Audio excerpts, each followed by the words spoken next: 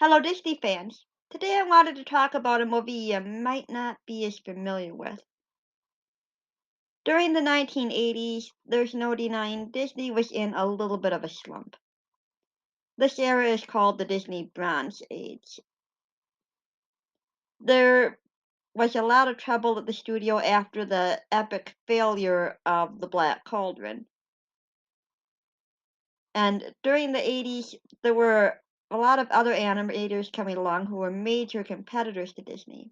These included Don Bluth, who's famous for movies like um, The Land Before Time and An American Tail. But now, even though Disney was in a slump at this time, it still made some pretty good movies in the 80s. And one of them that's overlooked a lot is The Great Mouse Detective. This was based on a series of books by Eve Titus, although the movie itself, the plot of it has no resemblance to any of the books except for who the characters are. The basis of the story is, what if the mouse world had its own Sherlock Holmes? In fact, this particular mouse actually studied under Sherlock Holmes by sneaking into his flat, the British term for apartment, and observing him and learning his methods. I always like this story, and it's a lot of kids' introduction to the Sherlock Holmes type character. Now, the story begins not with Basil of Baker Street, who is the great mouse detective himself, but with his future client, Olivia. When the story begins, Olivia is celebrating her birthday with her dad, not knowing he's about to be kidnapped.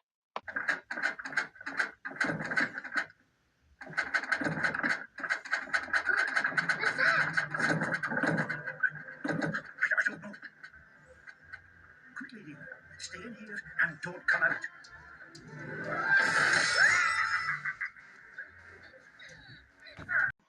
A lot of little kids might be pretty helpless in this kind of a situation. However, Olivia has read an article, or at least heard of, Basil of Baker Street, and she decides to go looking for him. She's lucky enough to run into Dr. Dawson, this world's version of Dr. Watson. He hasn't met Basil yet, but he's got a kind heart and he's willing to help her. Let me see here. Famous detective solves baffling disappearance. Hmm. Where are your mother and father? That's why I must find Basil. They find Basil's place, and they're shown in by Basil's housekeeper, Mrs. Judson, who of course is the parallel to Mrs. Hudson in the Sherlock universe. Basil makes quite an entrance. He's been out on disguise in a case, and he bursts past them, not even seeming to notice that they're there. He's so preoccupied with what he's doing. Who are you? What? No. Basil at Baker Street, my good fellow.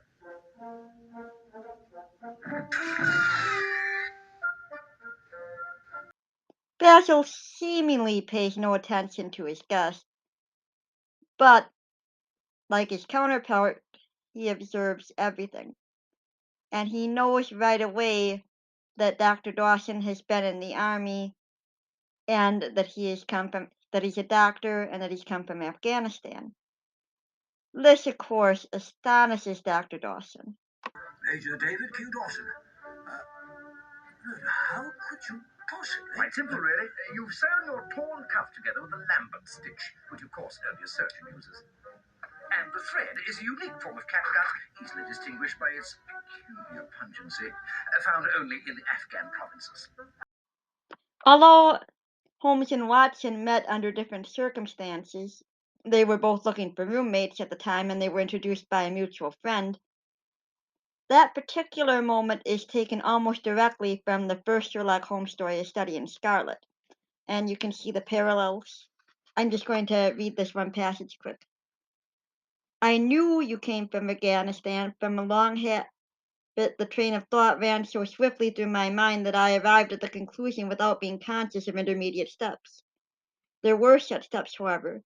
The train of reasoning ran, here is a gentleman of medical type, but with the air of a military man. Clearly an army doctor, then. He has just come from the tropics, for his face is dark, and that is not the natural tint of his skin, for his wrists are fair. He's undergone hardship and sickness, as his haggard face says clearly. His left arm has been injured, since he holds it in a stiff and unnatural manner. Where in the tropics could an English army doctor have seen much hardship and got his arm wounded? Clearly in Afghanistan. The whole train of thought did not occupy a second. I then remarked that you came from Afghanistan, and you were astonished. So you could see they were trying to clearly copy that moment there. Another trait of Sherlock's that Basil copies is not a good one. The words gun safety are not in his vocabulary.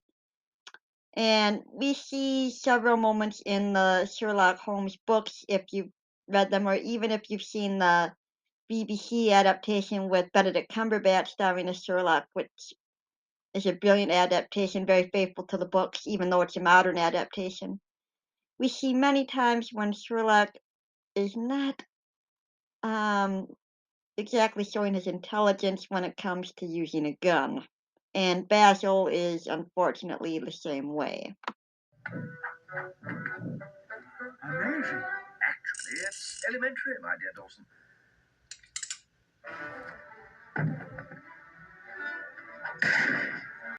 It turns out the reason that Basil needed to fire the shot was he was comparing that bullet to another bullet.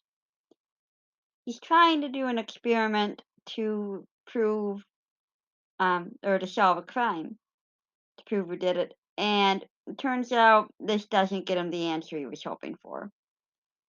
Well, like Sherlock, he can mope around when a case isn't going his way. But now that he's quieted down, he's actually willing to listen to Olivia.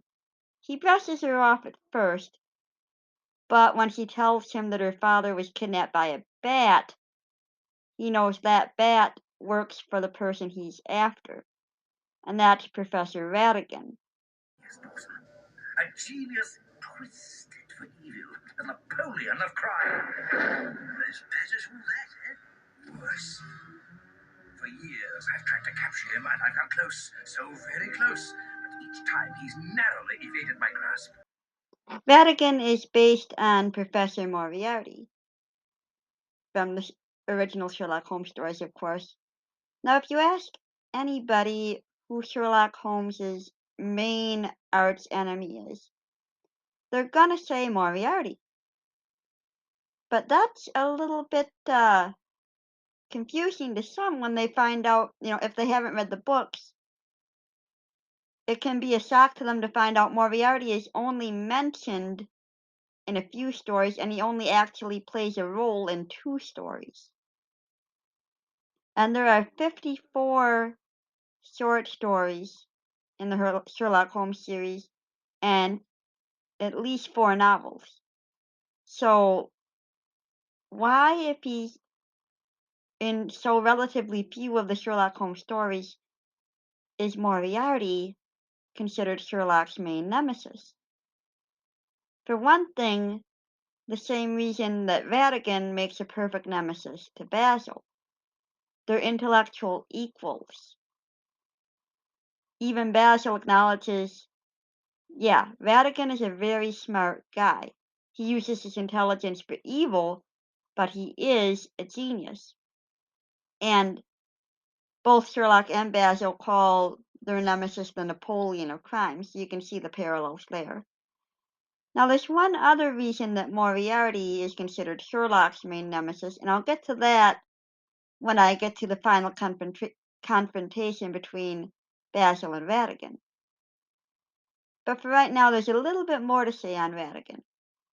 He is voiced by the legendary Vincent Price, who was not only a wonderful actor, but a fantastic human being who was known to take a stand on issues supporting people who needed supporting, and to be a very kind, warm-hearted person in real life. So it's kind of ironic that he's best known for playing villains. But he loved playing Ratigan. He said this was probably his all-time favorite role. He'd always wanted to do a Disney villain, and he hammed it up, delightfully so. He had a world of fun with it. He even got to actually physically acting out the part when he was in the recording booth, and the animators watched him and they're like, "We gotta animate this. We gotta draw what he's doing. This is fantastic. Love this." And you can really tell in his performance just how into it he got.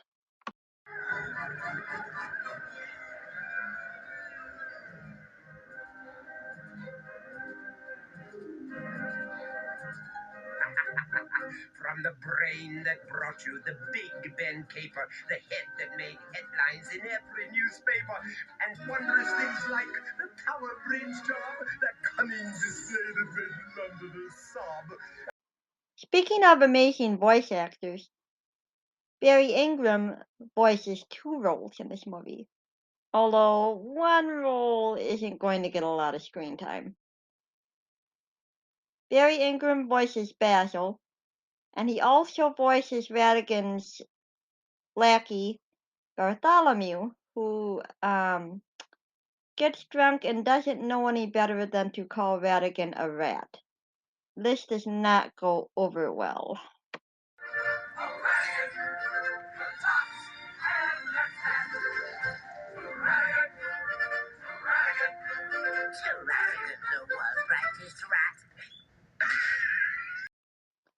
If there's one thing that's going to get Ratigan angry, it's actually calling him a rat.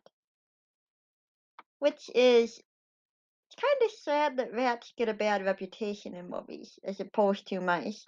I've actually had pet rats, and they make every bit as good a pet and better than a hamster or a gerbil. They're actually very affectionate, highly intelligent. So, yeah, kind of sad that rats get a bad reputation. But I gotta say, kudos to the animation department here because they throw in a detail that proves Ratigan is, in fact, a rat and not a big mouse. And that detail is in his hand. He has a human like hand, four fingers, and a thumb. The mice, like Basil, only have three fingers and a thumb. Kind of interesting little detail there. They only got four fingers on their hands total, but yeah, that is an actual difference between mice and rats. I love when movies put in little details like that. Well, they're not just happy to have Olivia's father.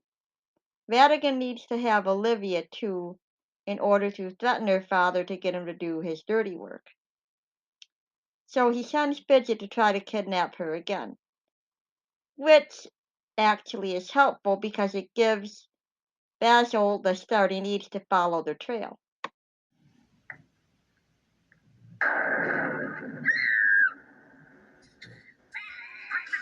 We've got a moment to lose. While chasing Fidget, they find an article of clothing that he dropped, and that is exactly what Basil needs considering who we're going to meet very soon. But it's funny to watch him set out to start going on the case because even though he pays attention to the slightest detail, he never does get Olivia's last name right. And that's a repeat joke that's pretty funny given how obsessed with detail he normally is. Scoundrel's quite gone. Ha! But not for long, Miss Flamhammer. Flavisham. Whatever. Now, Well, Basil doesn't know too much about kids in general, or he should have guessed that Olivia was going to want to come. He's even less thrilled at the idea of her coming with him after she distracts him and he accidentally shuts on his violin. He's bound and determined that he is not coming, and of course, this gives us another comedic moment. young lady, you are most definitely not accompanying us. And that is final.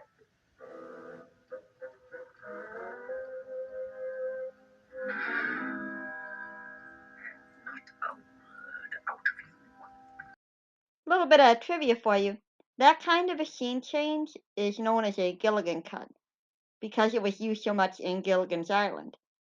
You either have a character say, "That's never gonna happen. No way, that's way unlikely." Or, "You can't make me do this. I'm never going to do this. I'm never going to allow that." And then that next scene shows exactly what they said would never happen or what they would never allow is exactly what happens. Well, I like the scene where Basil and Olivia and Dawson go into Sherlock Holmes's flat. It brings back memories for me because I've actually been to the Sherlock Holmes Museum. And if you're ever in London, don't miss out on seeing that. It is so well worth the experience. Another neat thing that's part of this scene is you actually get to hear um, Basil Rathbone in the role of Sherlock Holmes. Now, if you ever are on Jeopardy and you need to know which character was played by more actors than any other character in history, the answer is Sherlock Holmes. But the most popular actor to have played him at this time was Basil Rathbone.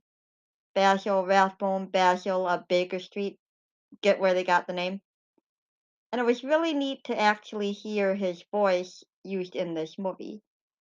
The clip was taken from a performance of The Red Haired League, which was actually filmed decades before. Basil Rathbone had sadly passed away by this point, but I like that they included him in this.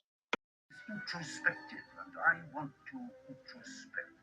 But oh, that music is so frightfully dull. Sherlock and Watson leave the flat, which gives our three heroes the chance to go and to meet Toby.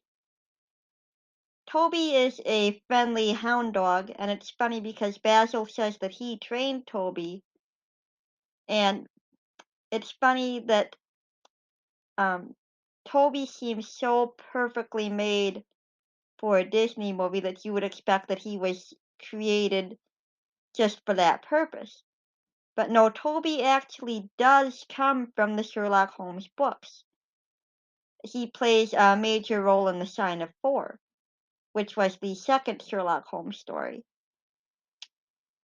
And Sherlock actually did use him to follow trails, so it's kind of funny that Basil takes the credit for training him. Whether how much he actually did train him or not, yeah, he might have been breaking, he might really have been the one to train him, I don't know. But you can't help loving Toby, and when they get ready to follow the trail, we get a moment where, again, Basil forgets Olivia's last name. Miss Fletchester. Flasham. Whatever. Your father is as good as fun. Toby Seacombe. Toby leads them to a toy shop where they find toy soldiers that have been stripped of their uniforms and a lot of other toys that have had their gears taken. While they're trying to figure out why anyone would want those and why someone would kidnap Olivia's father, a toy maker, what Ratigan could possibly want with him, Olivia wanders off a little ways and she finds Fidget, who again gives another jump scare. This brings us up to 3 times he's jumped out at someone in this movie.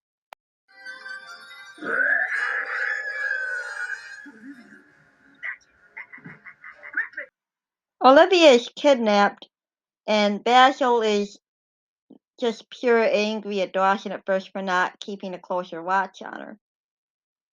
But we do actually see some softness from Basil when he realizes just how much Dawson is affected by this.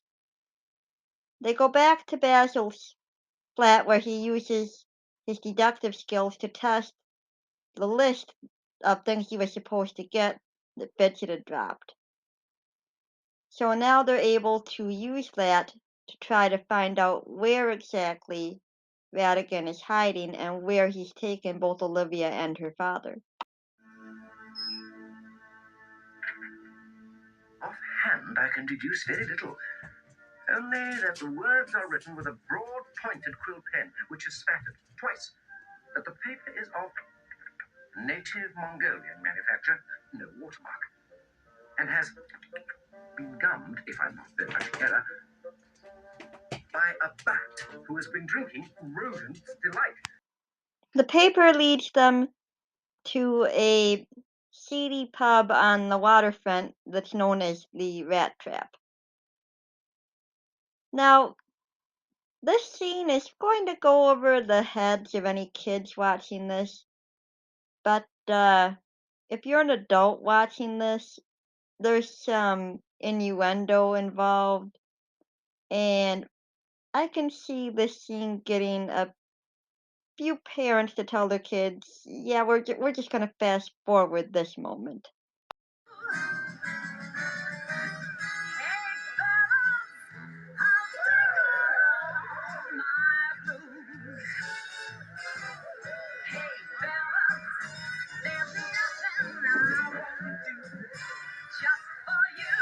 I mean, yeah, it's an animated movie and kids aren't going to get that, but take off all my blues when the only thing she's wearing is blue and there's nothing I won't do just for you. Well, how far is she going to take that nothing?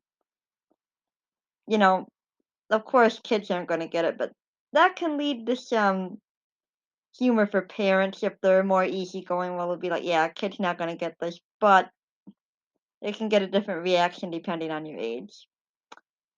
Anyway, Basil sees Fidget and follows him to Ratigan's hideout. Well, the problem is, Ratigan found out that Fidget had dropped the list of what he was supposed to get, and he figured out that once Basil found that, it was only a question of time until he figured out where they were. So he is completely ready for Basil. But the thing that gets to Basil most is just simply Ratigan bragging that he's outwitted him. I'll see you behind bars yet, you fool. Isn't it clear to you? The superior mind has triumphed. I've won!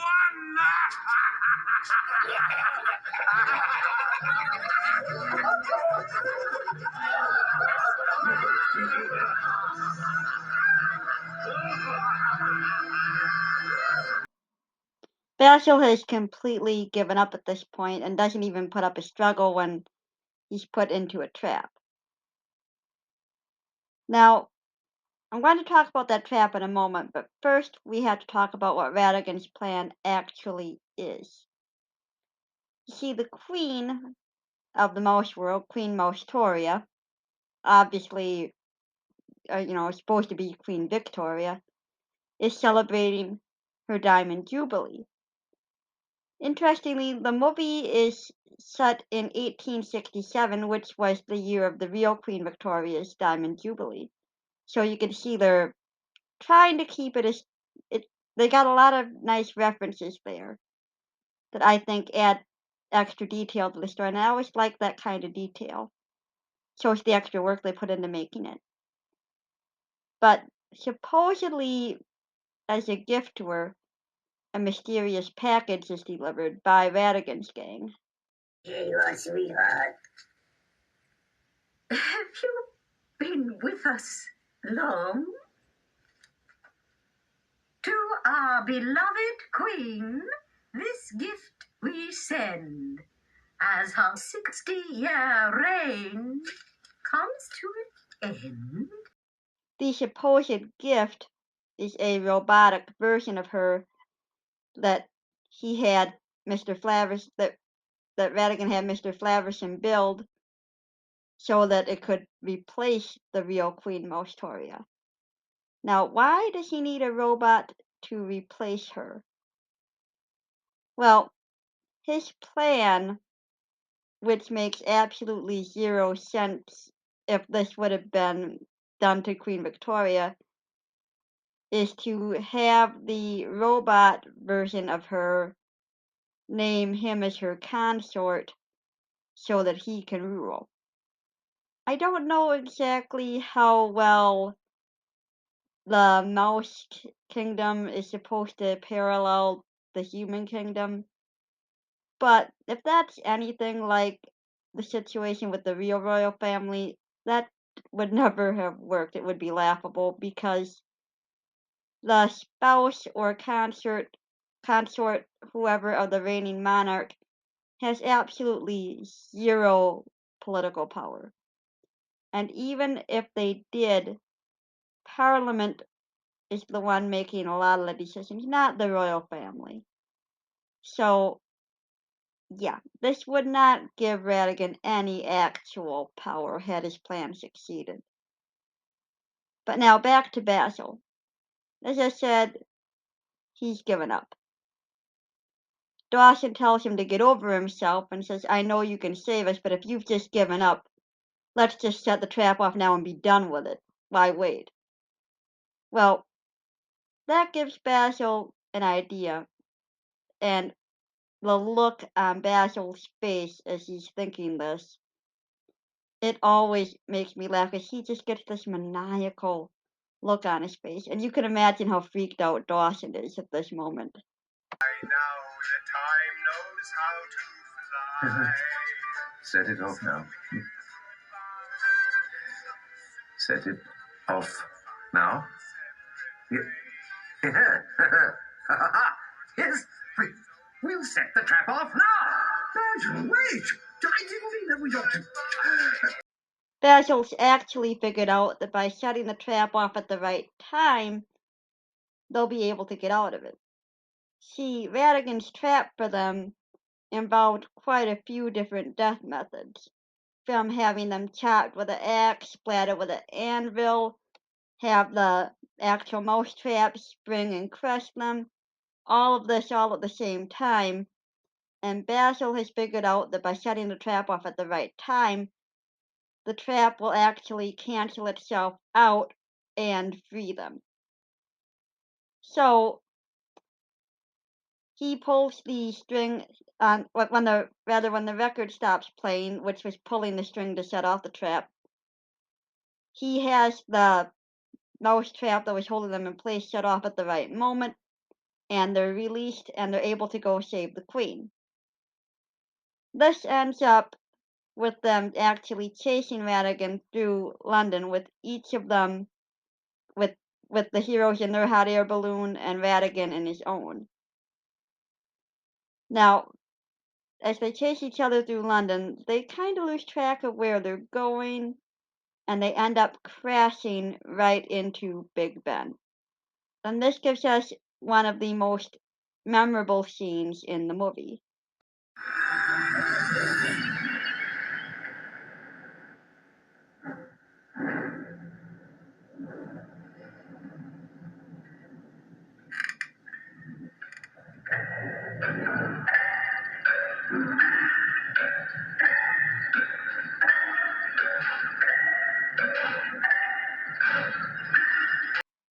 This was one of the first uses of CGI in an animated movie, and they use it to get the gears animated for Big Ben. And the result is almost a 3D effect. It is a spectacular piece of animation. And we see them chase each other and fight each other throughout all the clockwork that keeps Big Ben running.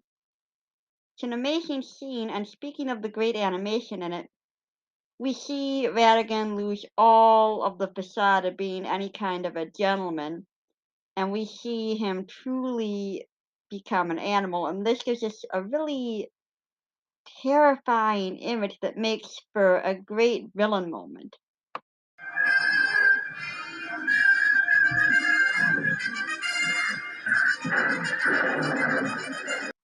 Now, I've talked earlier in the video about Ratigan being based on Professor Moriarty.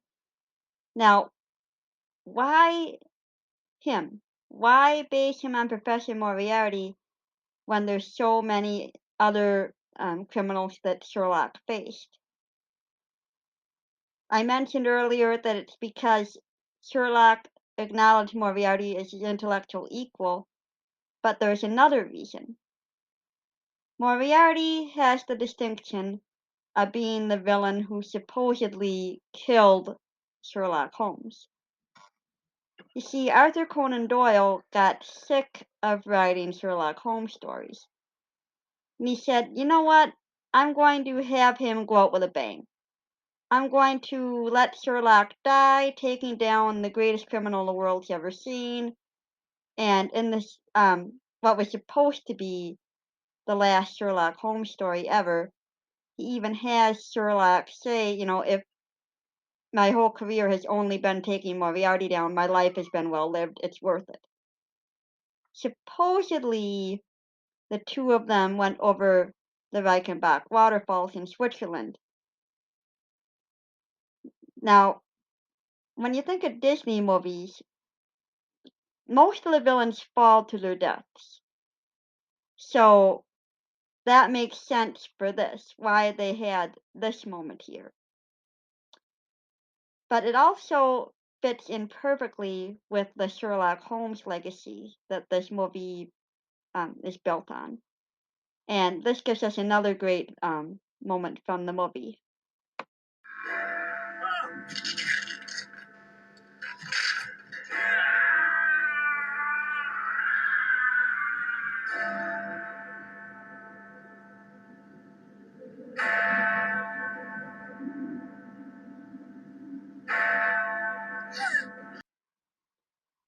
Now, for those of you who aren't familiar with the Sherlock Holmes books, of course Sherlock survives, although he was originally intended to die.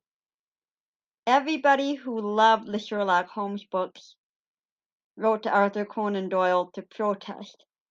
People were going around London wearing black bands on their arms to symbolize they were in mourning. He even received death threats. It got that serious how people reacted to Sherlock Holmes being killed off.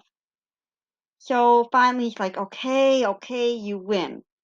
Sherlock never actually fell over the falls. He just threw Moriarty over the falls and faked his death to hunt down the rest of Moriarty's gang. Everybody happy? Well, yep, everybody was happy. And naturally, they're not going to kill Basil either.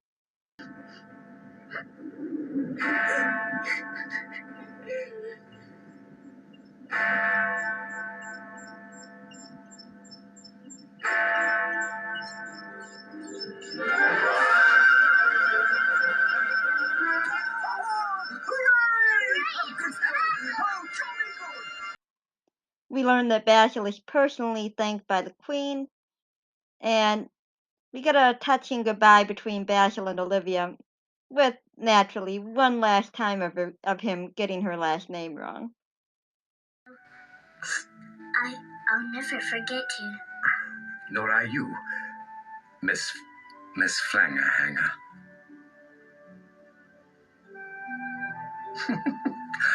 Whatever.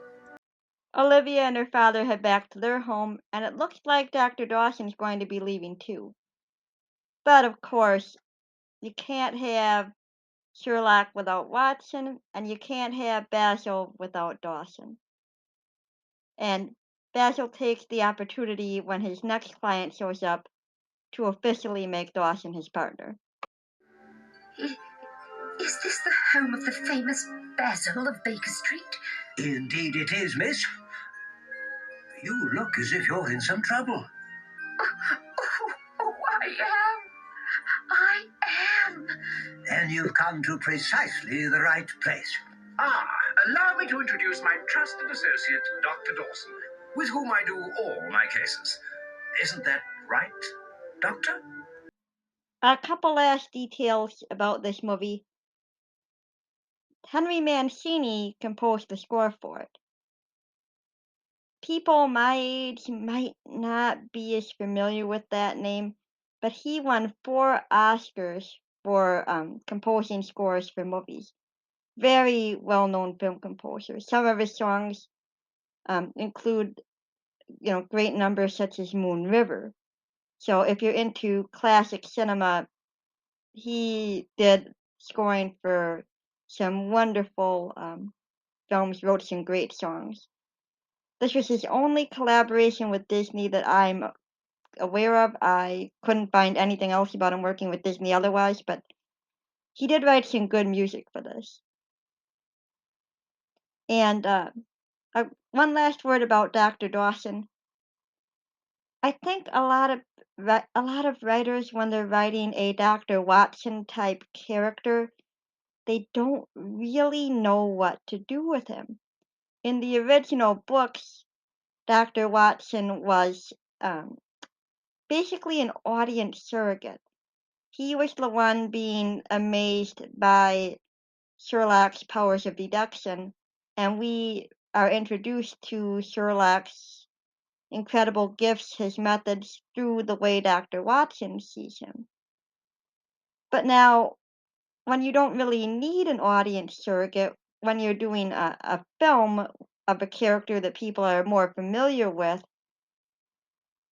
how do you fill out that character? Well, the answer that a lot of filmmakers did was to have Watson be a bit of a bumbler to make Sherlock look smarter. And that was the way Nigel Bruce, who portrayed Watson opposite Basil Rathbone's Sherlock Holmes, portrayed him. And since they were going with a Basil Rathbone type of, almost a tribute to Basil Rathbone in many ways here, that's the way they decided to have Dr. Dawson act. So it's interesting to see the influence of the character, although in the original Basil Baker Street stories by Eve Titus, as well as in the original Sherlock Holmes stories, Watson was an intelligent person. He didn't have Sherlock's abilities, but still he was no fool. But it does add some nice comic relief, and you can really see the closeness develop between them, the same as there should always be between a good Sherlock portrayal and a good Watson portrayal. I hope you enjoyed this, and if you haven't checked out this movie, give it a fair chance. It's not as well known, but I think it's one of the good ones. And until next time, remember the magic.